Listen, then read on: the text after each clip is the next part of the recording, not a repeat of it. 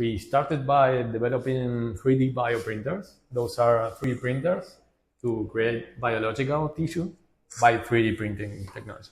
So instead of using plastic or polymers, you can charge a syringe using real patient cells. So you can create tissue by 3D printing.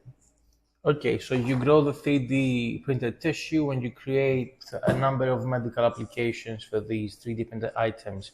And we see some of these here. So we did talk about this before. I'd love for you to give us a quick summary of what we're looking at the moment. Yeah, of course. These are samples of conventional 3D printing of specific patient's anatomy. So in this case, we have a patient with a tumor. So we can process the CT scan of the patient in the computer and then create the 3D model of the anatomy of that patient. This is the tumor. This is scaled down. So you can separate different tissues. So the surgeon can practice the surgery before they go to an OR.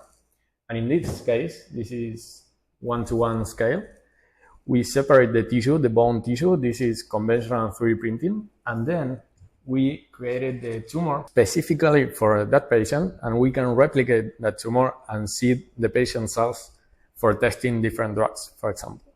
So right now we started by developing and we manufacture 3D bioprinters, and that's it. That is our product right now. Mm-hmm. But we set up our tissue engineering lab in Argentina, where we are working on human skin and cartilage for specific patients. The human skin, the first step to the go-to-market strategy is to test different cosmetics. Instead of using animals, test it in real human skin manufactured in the lab. And the next step is to go forward to clinical applications.